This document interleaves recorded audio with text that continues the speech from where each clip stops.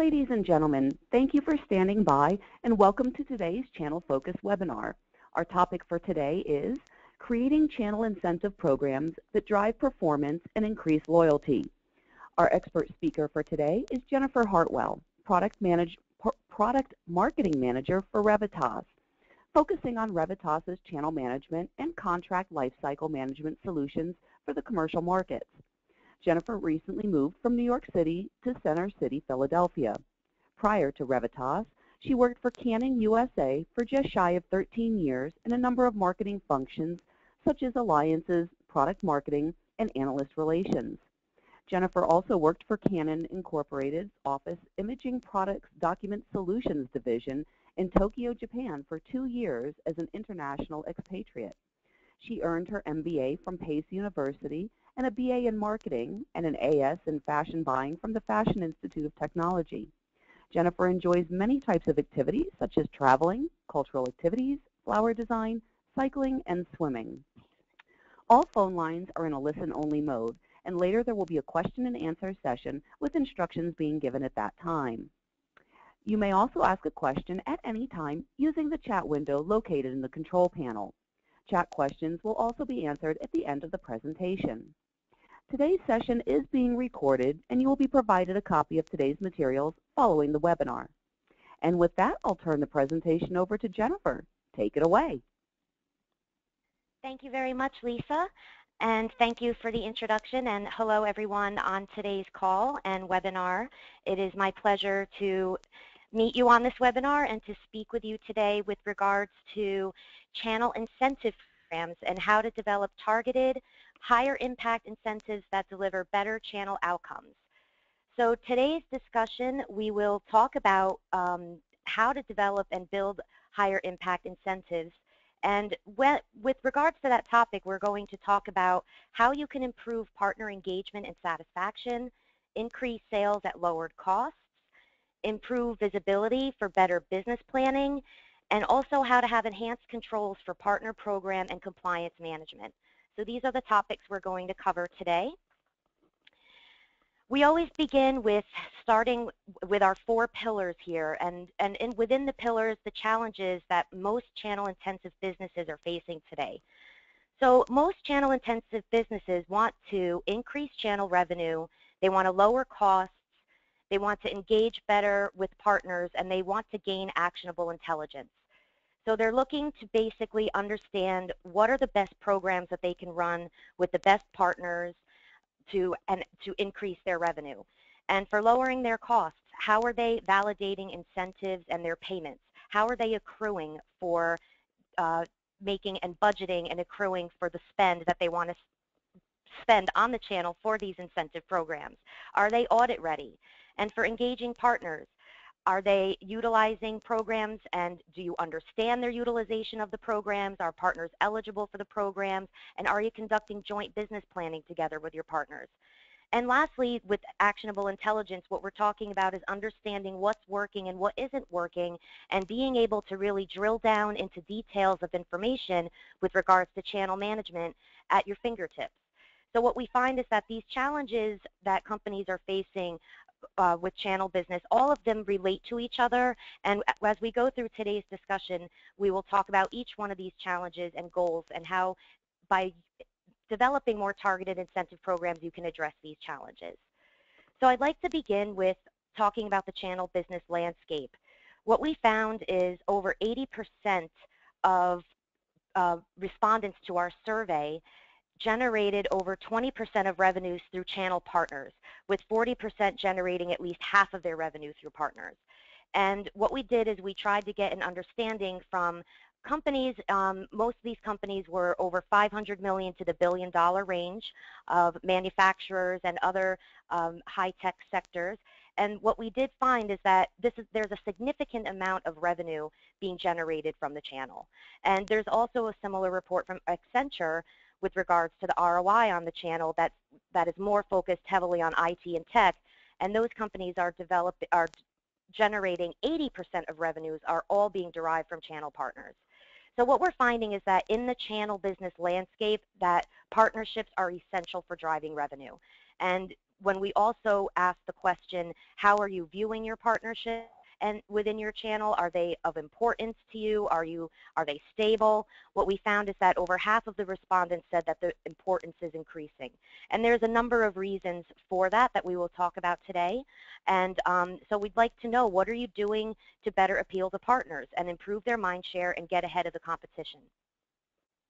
We also are focusing on incentives in particular in today's discussion. So it's important to have a picture of, we understand this revenue is coming from the channel, but how much of the spend to the channel to promote to your partners are you using incentives to generate the partnership generation of revenue? So what we found in a study from Deloitte is that a very high incentives play an extremely significant role in channel sales and in strategies with engaging and working with partners. And that you can see here in this pie chart that 42% is the lion's share, and that they're saying between 50 and 75% of channel sales are incentivized. And then if you look at the next highest at 25%, that's more than 75% of their channel sales are incentivized. So there's definitely a significant role that incentives and these programs that you're rolling out with channel partners have to play in basically generating their performance and working together with you and selling your products. And what we also find is that due to such a high pressure of incentives and so much revenue being generated from the channel and also working with so many partners, that there's a high complexity involved with this business. There's volumes of partners, programs, and products being managed, and these complexities may cause potential for revenue leakage, incentive abuse, and lack of accuracy. And also difficulties arise in tracking and maintaining compliance with channel partners for terms and conditions of contracts that you're working with them with regards to incentive programs. So what I'd like to do now is open up our first poll of the day. We'll have a couple of polls during this presentation to make sure that we're interactive and to get your feedback. So Lisa, if you'll open the first poll, please. All right, thank you very much, Jennifer. All right, so we'll bring up the first poll this morning or afternoon, depending on where you are. What percentage of channel sales are subject to the use of incentives? So we have less than 25%, 25 to 49%, 50 to 79%, greater than 75, or not applicable or unknown. So we'll give everyone a couple of seconds here to get their vote in.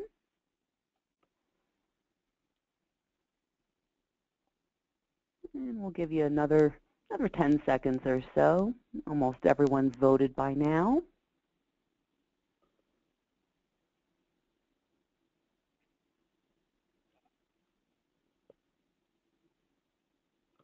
All right, excellent. All right, so what percentage of channel sales are subject to the use of incentives? Less than 25%, 20% of our attendees had said that one. No one picked 25 to 49.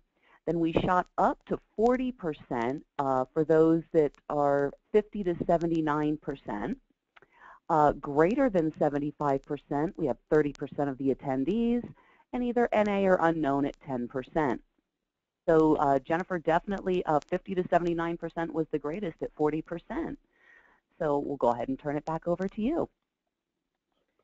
Wonderful. Thank you, Lisa. And that was very interesting, extremely interesting. It's either definitely the lion's share of the audience know that they are using incentives for most of their channel sales, between 50 to 75% or 75 and above.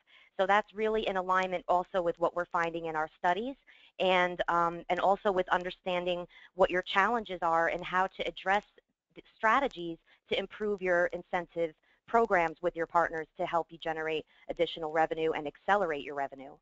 So thank you very much for your participation. So let's talk about accelerating revenue. This is definitely the top reason why we're talking about incentives today. You know, there's an urgent need to prove value from your channel investment. There's a significant investment that we're learning in incentives and dollars, and we'll talk a little bit about costs later in the presentation, but there's definitely an urgent need to prove value of your investment in your channel. There's increasing competition for the best partners.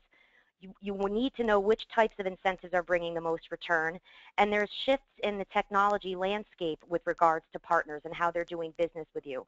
So how can you better appeal to partners with higher impact, more targeted programs? That's the question that we need to answer. And one of the things that is happening in the marketplace today that's making it a little bit more difficult is just this idea of the channel models that are evolving. So Gartner talks about this evolution with regards to swim lanes. And swim lane 1 is the traditional way that most companies were selling through the channel and selling products through the channel and technology-wise. And the second swim lane is hybrid, which is now talking about cloud business models together with the traditional business model. And then swim lane 3 is born in the cloud. So because channel partners are aligning around these 3 swim lanes, they have different business and program requirements. And so you as technology providers are finding it more difficult to recruit, manage, train, and even sell to your partners using the same programs that you had in the past. So this is all being driven by the force of the Internet of Things, as Gartner describes it, and for providers to support the success of their indirect business effectively, it's essential to understand that there's subtle but meaningful differences between the partner categories and that you should develop the appropriate programs to enable the right behavior from your entire channel ecosystems. So with that said, we also have a study that we asked companies, what are their common types of incentives? Because we understand that channel teams are using a broad range of incentives to motivate their partner sales. And what we're finding here is that this actually is no surprise, that most popular incentive programs are volume-based discounts, MDF, spiffs, and special pricing requests being the top 4, so to speak, and that things that are more targeted, such as stacked incentives, are a little bit farther down the line. And we're going to talk about today, why do we think that is? You know, most volume-based discounts, MDFs and spiffs are most prevalent. What is the reason for that? And why are companies simply not able to offer more creative, higher incentives, higher impact incentives? We also asked in our study, what is the effectiveness of the incentive programs to their knowledge and their ability? And what you'll see here is that there's actually, when I first look at this screen, there's a lot of red, and that red is somewhat effective. So even when you look across the board at all the types of incentive programs that are being run together at the same time to multiple partners across multiple products, it's really a little bit unclear as to what's being the most effective, or there's not really a sure answer. So we are seeing that special pricing requests are very effective. And why is that probably particularly common among these billion-dollar vendors? It's probably an indication that vendors are primarily interested in short-term gains over long-term strategic alignment with go-to-market activity with partners and effectiveness, that this is just more of an easier kind of reactive way to incent and close business. We're seeing that volume-based discounts, basic incentives, MDF stacked, and spiffs are all seen as somewhat effective, as I started today, with basic incentives being the most. Well, somewhat effective, could this simply be the reason because there's not enough insight as to how these programs are performing against each other and with which partners and with which products? And that's the same statement for complex and stacked incentives. So before I move on, I'd like to actually bring up the second poll to get an idea of your perspective and what incentives are most popular in your organization. Lisa? All right, thank you very much, Jennifer. All right, so, pardon me. The next one, my company uses volume-based discounts, MDFs, spiffs, special pricing requests, or rebates. So we'll go ahead and start getting everyone to please select one of those.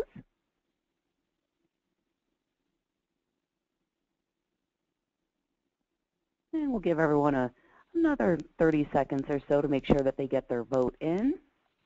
We're right around the halfway point.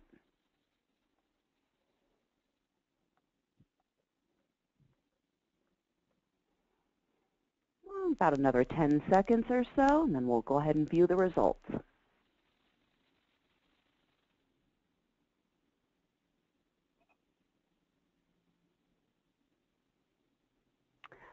Okay. So my company uses volume-based discounts at 11%, MDFs at 22%, spiffs at 11%, special pricing requests at 11%, and rebates at 44%. So rebates were twice as much as the next one, being MDFs, and the rest were all 11s. So there you have it, Jennifer. Great, thank you, Lisa. That's very interesting to understand that rebates were the highest. We normally are finding things like volume-based discounts and, at least in our current research, volume-based discounts, MDFs, and more kind of wider, tiered programs or broad kind of programs were most popular, and it's interesting to see the increase in rebates, and I'd like to try to drill down and understand and find out a little bit more as to why. That was very interesting finding, so thank you for sharing with us. So what we'd like to share also now is this idea of avoiding zebra programs. So when we say zebra, what we're talking about is that with so many partners selling through with so many different vendors and so many different products, how are you standing out from the crowd? So how are you making your programs more appealing to them or differentiated to them? So zebra programs typically look like volume-based discounts, tiered programs, or generic discounts, broad certifications, and they may result in an inability to differentiate and also to have increased costs over the time. So what we are recommending is taking an alternate approach. So what you should start to do is try to really understand and align your business model and your business strategies more closely in alignment with your partners. And a way to do that is to implement targeted higher impact incentive strategies that will accelerate revenue and reduce costs. And some examples are adoption of incenting your partners when they adopt new business models. Perhaps you are trying to sell a product in a different way in a cloud-based service, for an example, versus the traditional way that you were possibly selling in the past. And so you want your partners to still sell your product and not, stop altogether because you're changing your business model. So you want to also help them adopt to the change as well and to adopt to new business models as you adopt as well. You can incent them for penetration of new markets. Many times, if you're launching a new product and it requires a whole new target market, you need your partners to help get you there. So you may want to think of a way to more strategically incentivize your partners based on that kind of strategy. Similarly, acquisition of market share. Perhaps just looking at dollars isn't enough. You know that you want to take over and put out the competitors in a market and make sure that you're increasing market share of your products and your brands. And sales of new products. So it's important what we're saying here, rather than just have the same kind of overall incentive to every product, to every partner, for every program, you can start to get creative. And you can offer benefits to select partners that give your organization competitive advantage. You can offer MDF for a wider range of activities. You can reward partners for adopting behaviors which lead to sales aligned with your business plan. And you can enable partners to combine or stack incentives and maximize their profits. So here's an example of tipping the scale in your favor. So if you have your gold partners, let's just say as an example, offer them stacked targeted incentives to deliver higher impact programs. This will foster long-term growth and vision of partnership and aligns with joint key business strategies. So on the left side of the scale, we're seeing a lower impact across the board 10% rebate, but a higher impact idea is to offer all of these different types of programs together with a base rebate. So instead of just rebating across the board, we believe that you can start to engage better with your partners, get more creative with the types of programs that you're offering to your partners and incentives to get them to continue to be working more closely with you and to accelerate your revenue. So let's take a quick look at perhaps why the results, okay, were 40% rebates, and why we're seeing across the board that most companies are still sticking with more of like generic volume-based types of discounts. we can start by just taking a quick peek inside the incentive process flow and then try to uncover some areas that maybe are challenges, because it is quite a process flow. So it starts at the manufacturer, where channel marketing and sales are building an incentive plan to meet revenue and business goals. Then they roll it out to, or then the incentive program and concepts are vetted with their top partners. Finance reviews the major programs.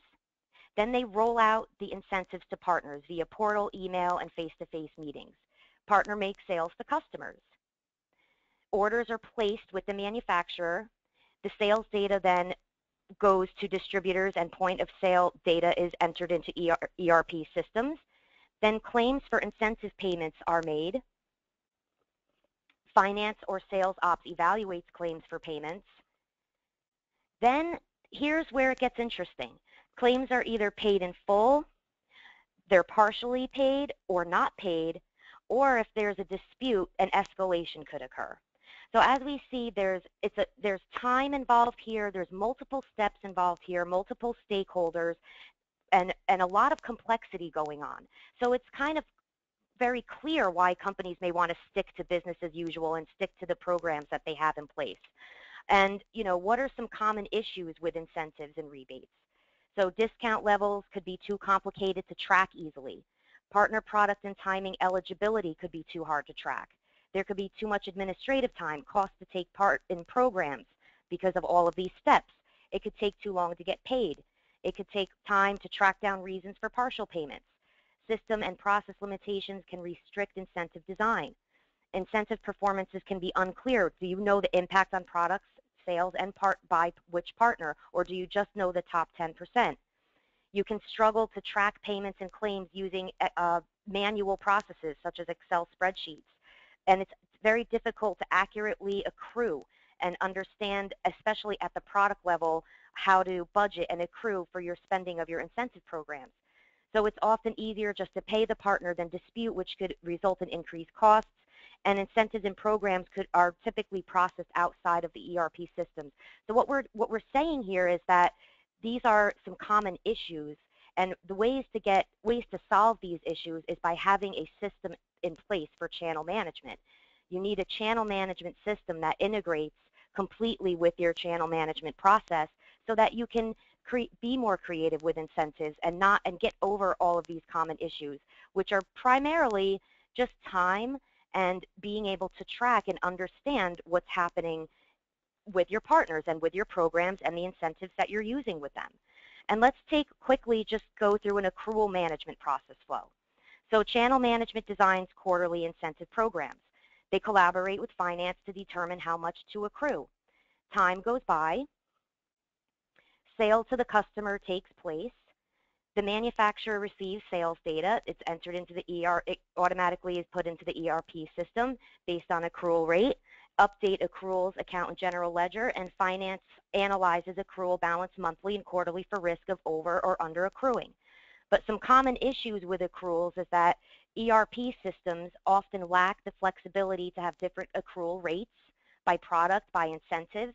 There's an inability to have product level accruals that makes it virtually impossible to determine product level profit and loss. Accrual rates should be dynamic and based on trends in product and incentive performance, but ERP systems alone do not support this capability. They should be able to estimate accrual amounts, percent or dollar based on historical sales and incentive performance data.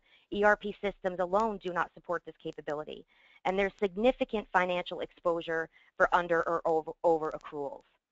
So we just wanted to take you through that little journey of how companies are typically handling incentives in the process flow and the challenges that they're facing as we now talk about challenge number 2, how to control the cost of sale.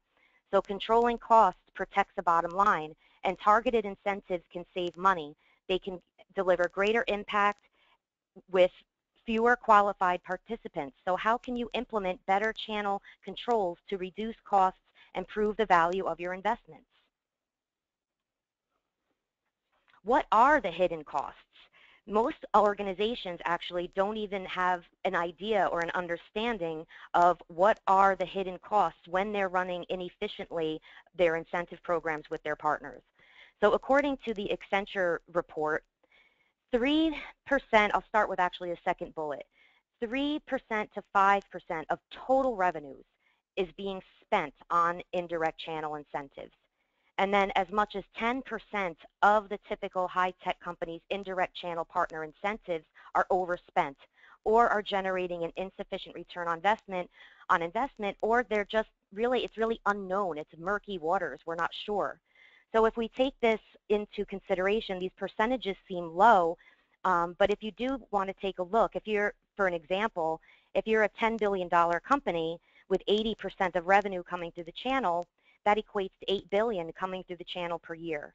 And you're spending on average 3 to 5%, so let's say 4%, and that equates to $320 million that's being spent annually on programs and incentives. And that's representing the investment that you're putting into the channel, and you want to get them to perform and give a return on your revenue and increase your revenue. So what we are finding to be the typical overspend is as much as 10%, and that equates to $32 million. That's quite a significant amount of money, and for not really understanding how your business is performing. And what is the financial impact of incentives? According to the Deloitte report, the majority of incentive spend is over $500 million annually. So that's a similar number of what we're saying, that most of this money is being spent on incentives, and that's what they're paying out on an annual basis. And then if we go back to what Accenture's saying, if 3 to 5%, 4%, you don't know where that $500 million is going, that's quite a problem. And even where this report also states that actual spend could even be higher due to manual validation processes, use of spreadsheets, silos of departments managing the incentive programs on their own. There's a lack of visibility across all programs, partners, and products, and there's a lack of visibility across regions.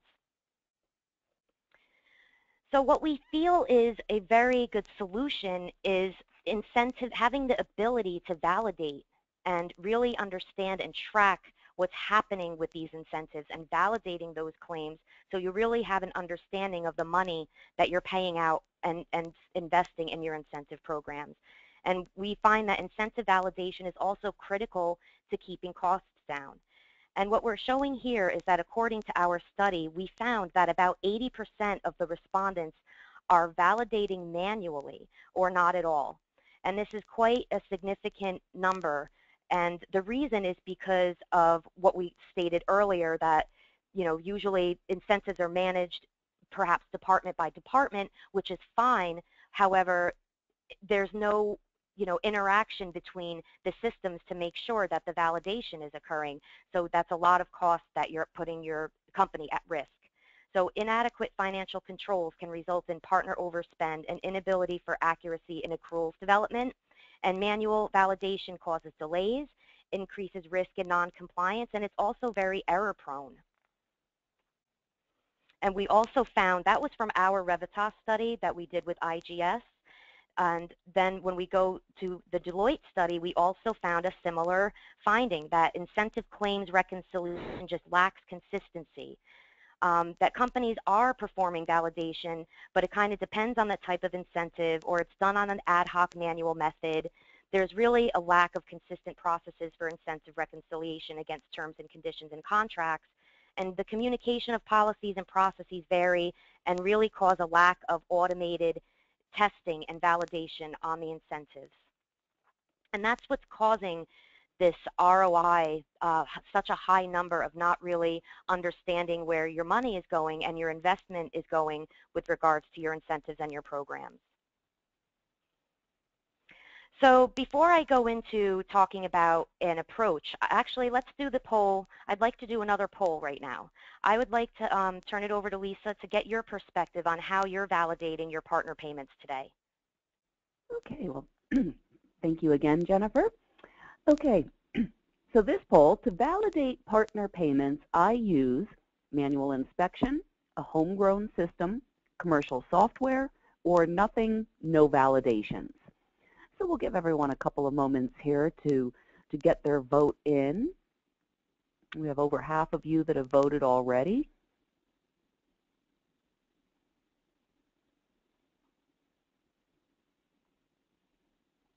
About another 10 seconds or so. Get the last few stragglers.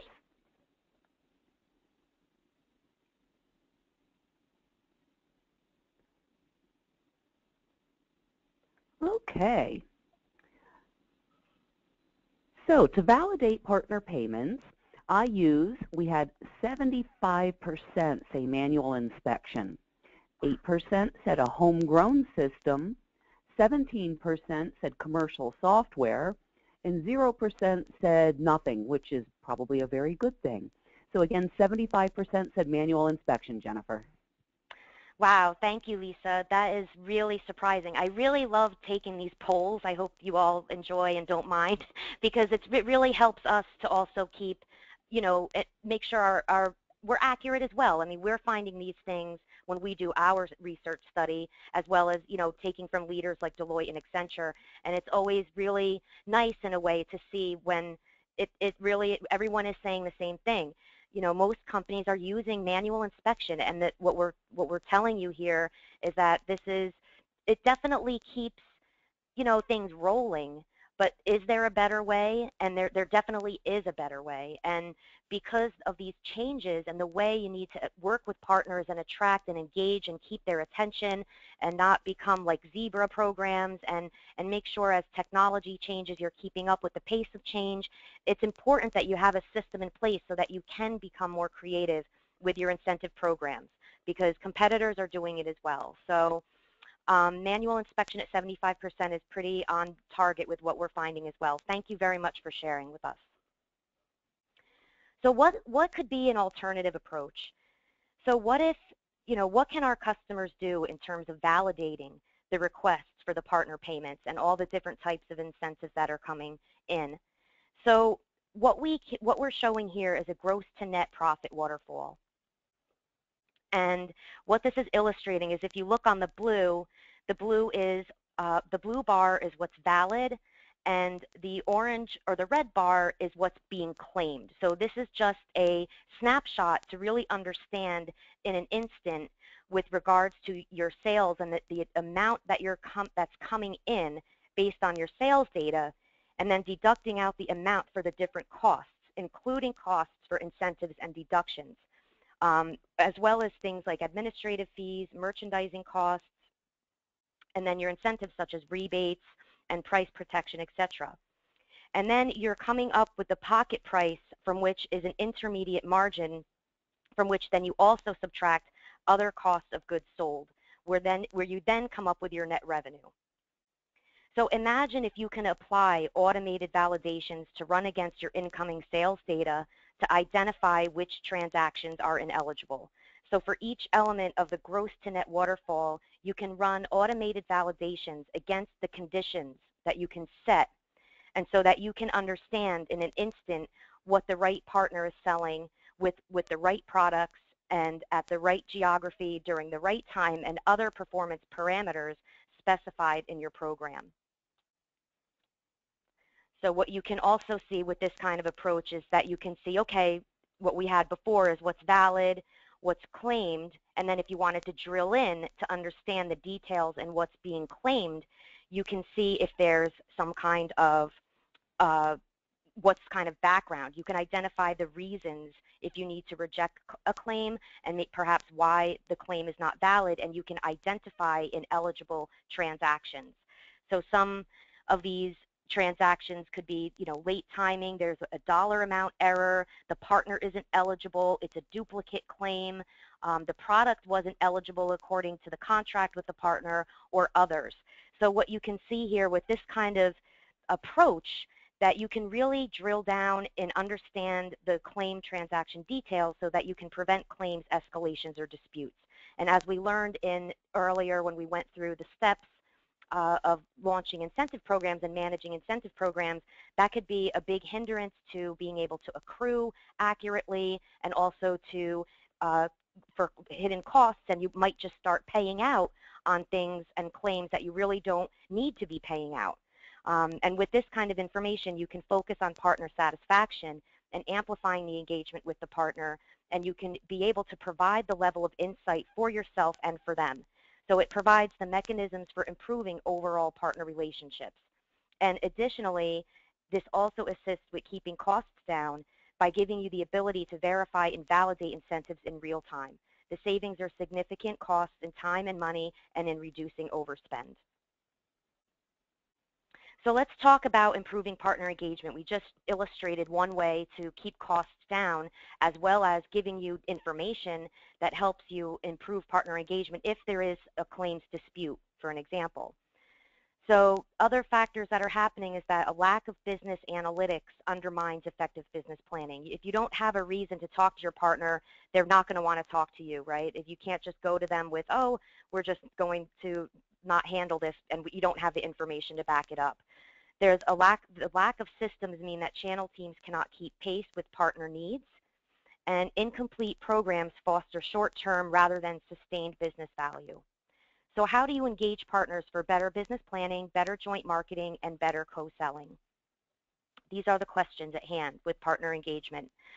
We also found from the Deloitte study that inadequate partner engagement could lead to incentive abuse. So we believe that most incentive abuse is probably not intentional. However, if there's not a close engagement and relationship with your partner, or if there's a lack of systems in place, mistakes can happen. And incentive abuse may affect up to 25% of all channel sales and result in significant lost profits, according to the Deloitte report. And abuse often goes largely undetected.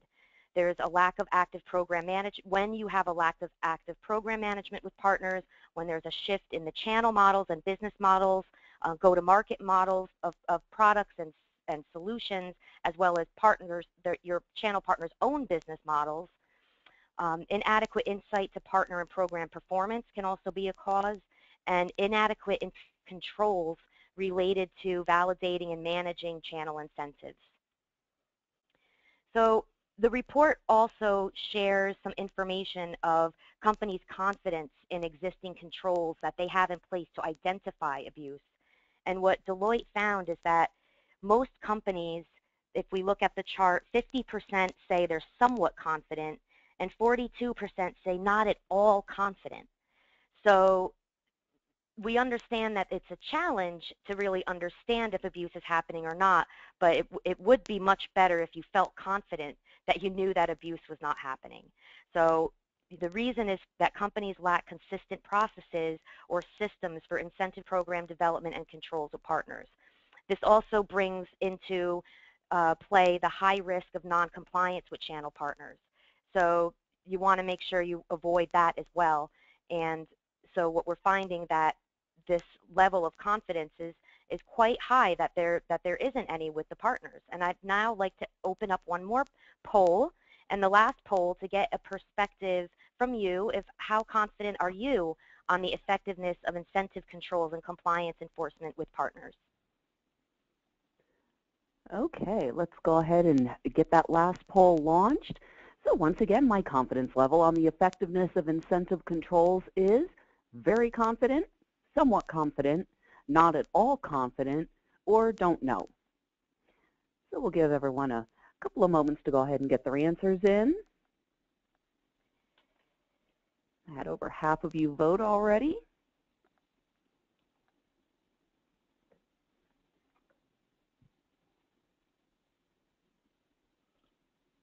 And once again, we'll give it about 10 more seconds.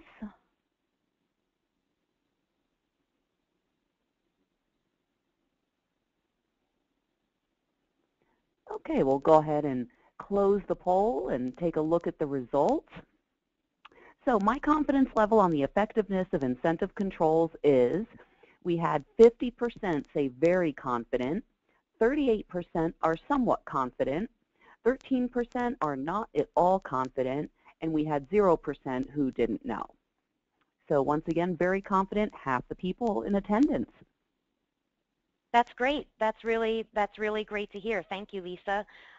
Because when I saw this slide, I was actually really shocked as well that there was just such a high percent of not at all confident. I would think there would be a little bit more of very confident.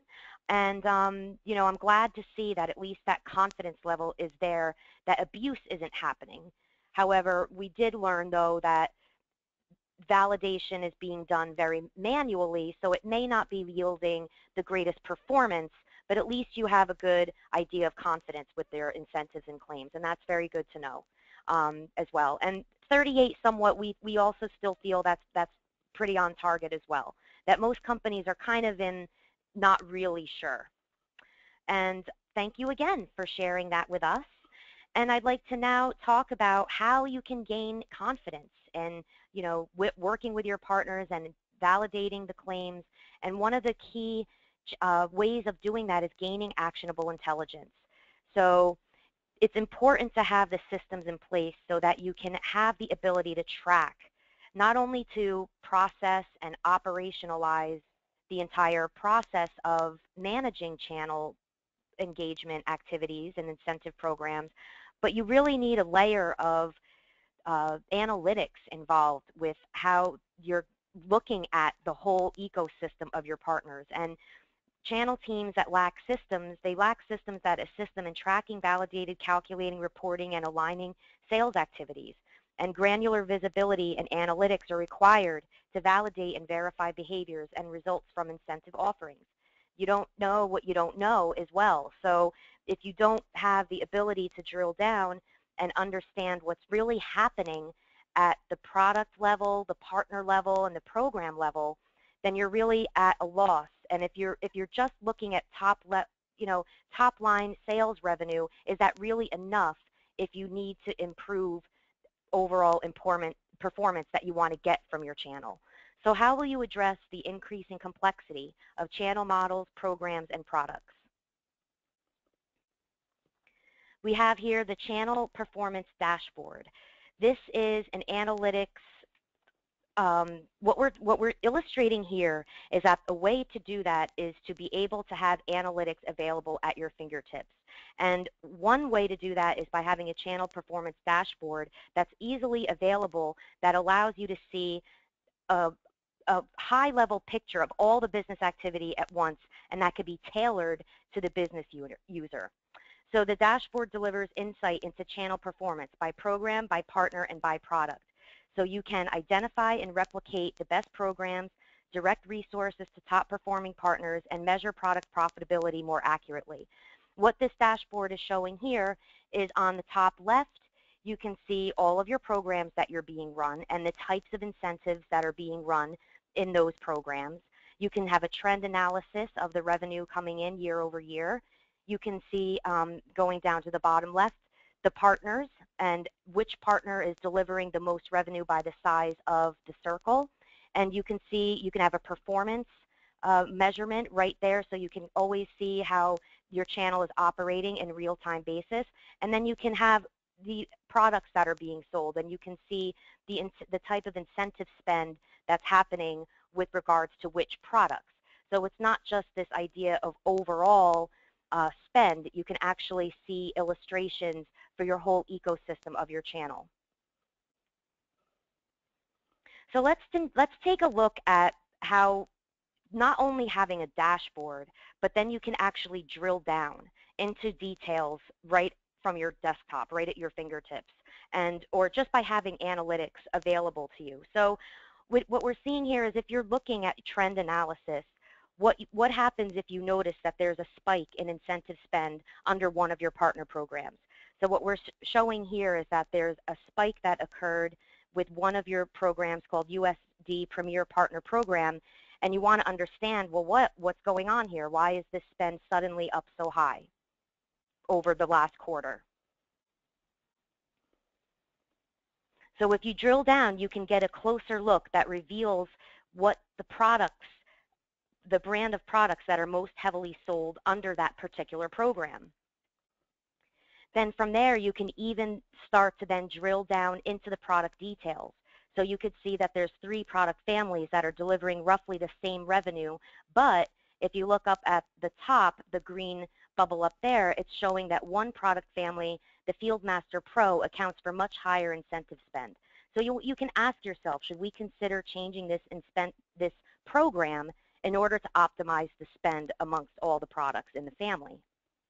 But before you do that, you also want to take a look at what's going on in the program itself to see what's going on there as well, not just the product view. You also want to take a look at the program view.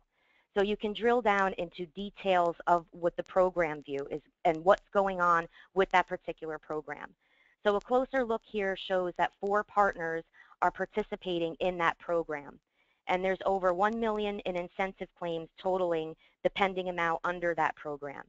So you'll need to be able to first see what's happening in the program before you start making any changes to the program, and also have an understanding of the partners that are participating in that program, what their current claims are, what they're currently participating for you, so that you can communicate with them before you make any changes to the program. You can also drill down and see partner details as well. So before approaching a partner, you may want to be able to see everything about them as well, and how much they are affecting your margins and profitability, and how much revenue they're bringing in before you talk to them. So with those details at hand, you can evaluate possible changes to lower your incentive spend and drive more revenue. And you can communicate with the effective partners proactively about the types of changes that you might make in your incentive spend. You can also have a corporate-wide performance analysis. So analytics really is, there's so much you can do with it, and so many ways you can slice and dice and look at data and be able to have access to it is really the most important thing.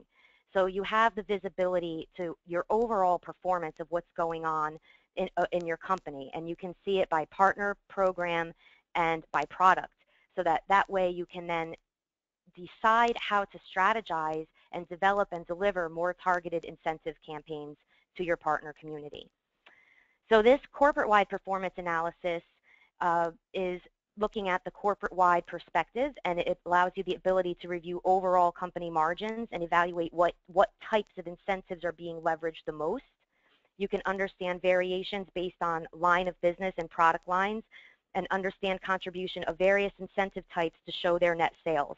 And this overall gives you a better understanding of your profit margins and just a greater sense of comfort level and confidence that you know what's happening in your channel and with your partners and with your programs at your fingertips. So what we've been talking about is having a system in place. So there's a lot of moving parts and a lot of things happening in the workflow when you're working with the channel, and we illustrated that in our diagram. And even just as soon as we just start talking about incentives, sometimes it just gets complex, right? We're talking about pricing, we're talking about products, families of products, we're talking about hundreds of partners, and partners that have unique business models, your own business models. How many things are on the table that we're talking about here? You want revenues to keep increasing. You want partners to remain attracted to you. And this is such an important part of your business. So how is it that there's not a system in place that connects you to your partners and their systems and your community with your partners, and also to your financial systems in which you're engaging with those partners and paying claims and managing the sales of your products? So as we can see in this workflow diagram, this really here is illustrating a type of system that you can have in place. A system that improves your ability to be creative with channel incentive programs, improve partner relationships, and selling products through the channel. So what we have here is that a system can manage program definitions, incentive developments, eligibility of partners and their status.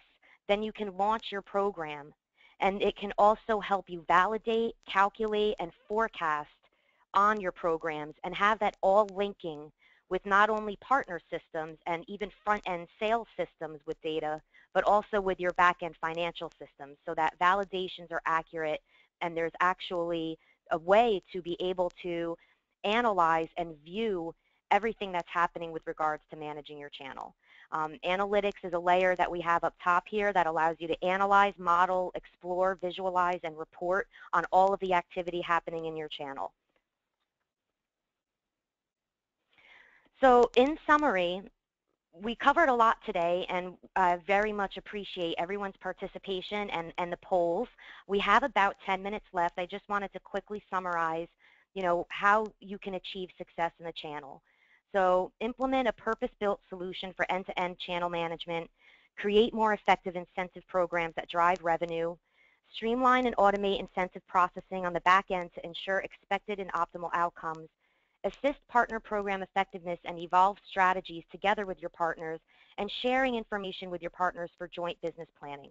These are some keys to success with working in your channel, and also with being able to create more targeted, creative, and impactful and meaningful incentive campaigns with your partners. And I thank you very much for your time, and I'd like to now turn it over to Lisa for questions. And I also wanted to let you know, just before we start answering questions, that we have an accompanying ebook to today's topic, and you can access that on Revitas Inc. You could go to our website to access this. We also will be putting it up in our community page as well with the Channel Focus community. So thank you again, everybody. Thank you, Jennifer. All right, we will now open it up for questions. If you would like to ask a question, you may do so using the chat window located in the lower right-hand corner of your screen, or you can also raise your hand using the raise hand button.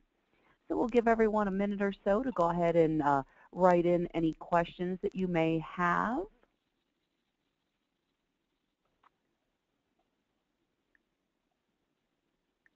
Okay, the first one was, where can I download the ebook? And that would be at the Revitas website there, or within the Channel Focus community, and we'll make sure that we put that up and send you, the attendees, an email so that you know exactly where that will be. All right, we have another question. Can you elaborate more on how enhanced analytics can help me generate more returns from my partners? Thank you, Lisa. Thank you for that question. That seems to be a hot topic right now. Everything about enhanced analytics. It's just really not enough anymore to have spreadsheets and rows and columns of data, or just reports that are always the same thing every month or every quarter with top line results and just basic information about how you're working with your partners. So that's a great question, because the enhanced analytics, I know we showed a little bit today of an overview of how it can help you work with your partners, but really it gives you the ability to really slice and dice. That was just a high-level example of the type of information that analytics, with an analytics piece in place for channel management, will give you the ability to have insights to. Actually, the amount of data and information that you can have is quite vast. It's very, very deep and very, very broad. So with that capability of just having that data, and then the ability to visualize, explore, model on that data, do forecasts and projections, by being able to have that kind of power of information that you know is accurate, it just gives you the ability to go to your partner with select pieces of information. You don't have to just open everything, the floodgates up, but it allows you to strategically align business objectives with your partners more, in a sense of having you go to them with something in your hand, if that makes sense. You don't want to just shout from the rooftop, hey, sell my products more with my partners, but you don't really understand the details of how they are selling your products. That might hurt their feelings, or they might be like, hey, I am selling their products. Like, it's just that it gives you a little bit more of information and proof points that you can take in a business discussion, and start having more ability to open the doors of conversation with partners as well. Okay, great. Thank you again, Jennifer. Pedro asked a question. He would like to know if there's a trial version of your software. He likes to try it before he buys it, so I thought that was a very interesting question. Thank you, Pedro. I don't believe there's a trial, but what I would like to do is follow up with you directly after this call to get you in touch so we can give you a demo. But there's a lot of things that we can do to work with you. And as far as like to try it out, I don't want to just blankly say, yeah, you can do that, but I know that there's ways that we will work with you to make sure that you get a really full and deep understanding of what our product capabilities are. So thank you for that question, and we will follow up with you after this call. Wonderful, and he also thanked you as well. Oh, thank you. Okay, and I think we probably have time for at least one, maybe two more questions. How is the changing tech market increasing the power of the informed buyer, and how can I address this? That was from Greg. Okay, so I think this kind of falls into play with regards to customers are also heavily involved with the way that you work with managing your partners, obviously, but your partners is a layer between you and your end customer, right? So, but as the customer is becoming more informed and has a lot more ability to work with different ways to buy products and solutions and sales, you need to be able to, with your relationships, with your partnerships here, I'm not talking about direct to the customer because we're obviously focusing on channel-intensive business here, but with your partners and strength in your relationships with your partners and even systems in place with your partners can help you reach the informed buyer more directly and also be able to affect their decision making as well. So we talk a little bit about this in our partner engagement theme, which is our third, we call it our third pillar, and where we address and discuss maturity models with regards to working with your partners. And when you reach really a full, very well-established, well-oiled working relationship with your partners, you have the ability to also affect how you're going to reach your customers. And there's a lot of different ways that companies do that today, through channel marketing automation, with your partners as one example. And we're saying that that's the power of the informed buyer because the informed buyer is expecting now a little bit more different ways to buy and interact and to purchase, and their purchasing decisions are different. So the way that you can help affect that is through your partners and improved partner engagement with these ideas and methodologies and tools in place to be able to reach that type of buyer more closely. Okay, great. Well, I think that just about finishes up we're almost at the top of the hour. So, pardon me, thank you so very much, Jennifer, for offering your time and sharing all of your knowledge with us today. Thank you, ladies and gentlemen, for attending. Please do take a few moments to fill out your post-event survey. Your input, of course, is very important to us. This does conclude today's conference, and you may now disconnect. And again, thank you very much, Jennifer. Thank you so much, Lisa, and thank you everyone for joining today. Please send us any other questions if you have them as well. Thank you. Thank you.